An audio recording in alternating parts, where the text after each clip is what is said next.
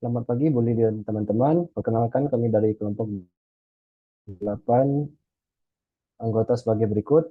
Kami akan mempresentasikan hasil studi kasus kami dengan judul Analisis Efisiensi Energi pada Proses Aerobic Conjugation Jerami Padi dan Kotoran Ternak menggunakan pendekatan neraca energi. Pertama, pendahuluan pada limbah pertanian seringkali dihasilkan jerami padi dan kotoran ternak. Namun, jerami padi dan kotoran ternak ini jika dikombinasikan bisa menghasilkan aerobic conjugation yang dapat menghasilkan produksi biogas yaitu metana. Karena jerami padi memiliki karbon nitrogen yang tinggi, sedangkan kotoran ternak kaya akan nitrogen. Produksi biogas ini bisa menjadi solusi untuk energi terbarukan dan dapat mereduksi pencemaran. Kami melakukan perhitungan menggunakan pendekatan analisis neraca energi yaitu E-in, E-out, dan E-escape. Tujuan dari studi kasus ini untuk menganalisis efisiensi energi pada proses aerobic conjugation jerami padi dan kotoran ternak dengan retreatment mikroflora selulotik menggunakan pendekatan neraca energi.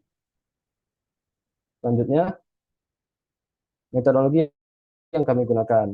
Data yang kami gunakan, kami mengambil sumber dari jurnal acuan yaitu Zhong et al. Pada tahun 2021.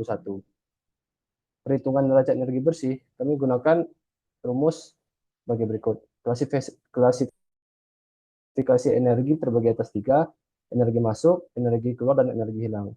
Lalu analisis perbandingan. Kami membandingkan control group versus experimental group dan menilai pengaruh pretreatment terhadap peningkatan produksi metana dan efisiensi sistem energi.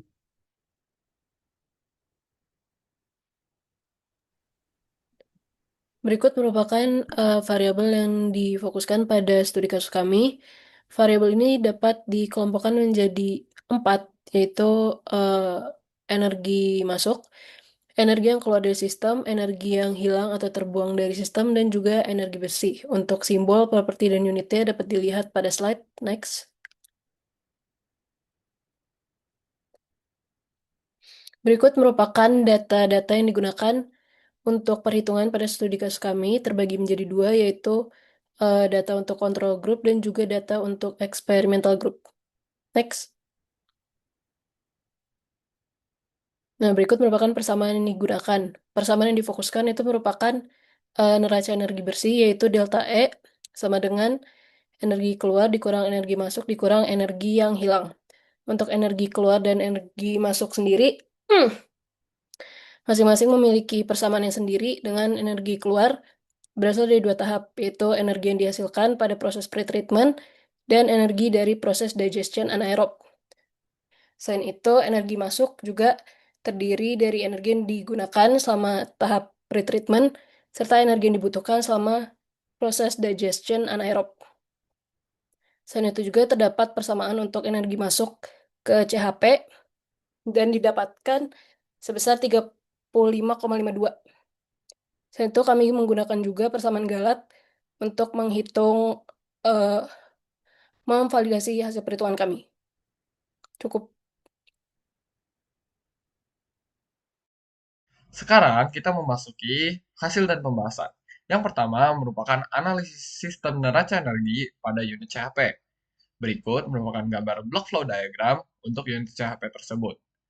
Neraca energi atau energy balance pada umumnya memiliki rumus energi input minus energi output ditambah energi generation dikurang energi consumption sama dengan energi accumulation.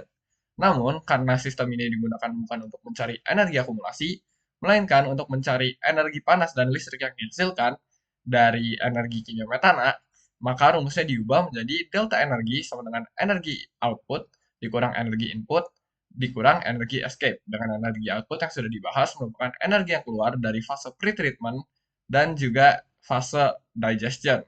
Begitu juga untuk energi input merupakan energi yang masuk dari kedua fase tersebut, dan energi escape adalah energi yang hilang dari dua fase tersebut. Selanjutnya, kita memasuki analisis yang kedua, yang merupakan perbandingan energi masuk dan keluar dari sistem. Berdasarkan hasil perhitungan, didapatkan energi input dari control group sebesar 79,17 dan energi input pada experimental group atau yang diberikan pre-treatment sebesar 448,66. Sedangkan untuk energi outputnya didapatkan pada control group sebesar 12.486,96 dan juga pada experimental group sebesar 18.358,91. Berdasarkan hasil tersebut, jika dibandingkan, mendapatkan bahwa energi output melebihi nilai energi input, dan juga energi yang dihasilkan dari experimental group atau yang mengalami pre-treatment memiliki nilai energi yang lebih besar dibandingkan dengan control group.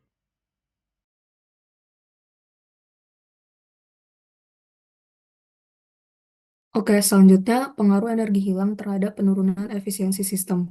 Nah, berdasarkan hasil perhitungan energi bersih, didapatkan energi hilang pada experimental group atau dengan menggunakan pretreatment itu lebih tinggi daripada energi hilang pada control group. Nah, ini disebabkan karena pada proses pretreatment dan digestion itu terjadi kehilangan energi dalam bentuk panas. Lalu adanya keterbatasan konversi energi sehingga tidak sepenuhnya energi terkonversi menjadi energi listrik ataupun panas. Lalu energi hilang itu berpengaruh negatif terhadap efisiensi sistem. Jadi semakin banyak energi hilangnya, maka efisiensinya menurun. Namun dalam kasus sistem dengan pretreatment ini, jika energi hilangnya tinggi, energi keluarnya itu jauh lebih besar. Maka energi bersihnya tetap bernilai tinggi. Next. Selanjutnya, pengaruh pretreatment terhadap efisiensi energi sistem. Nah, dari hasil perhitungan Galat, didapatkan bahwa tingkat kesalahan itu di bawah 1%. Maka perhitungan dengan pendekatan neraca energi ini terbilang akurat. Lalu, proses pretreatment ini menghasilkan energi bersih yang lebih tinggi.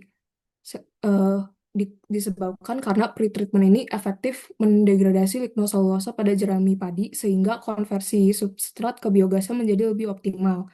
Maka output CHP-nya juga meningkat dan efisiensi energi menjadi lebih tinggi. Next.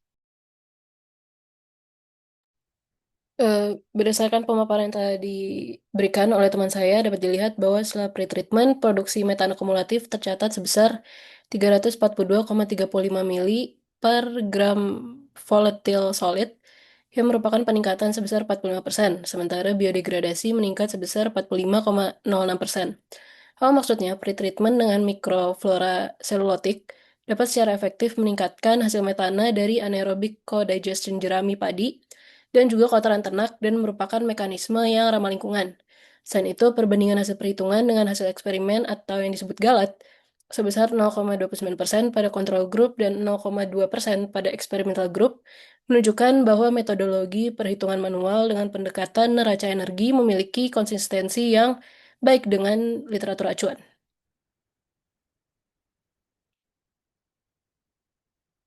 Baik, sekian penjelasan dari kelompok kami. Terima kasih apabila ada pertanyaan bisa langsung di kolom komentar. Thank you.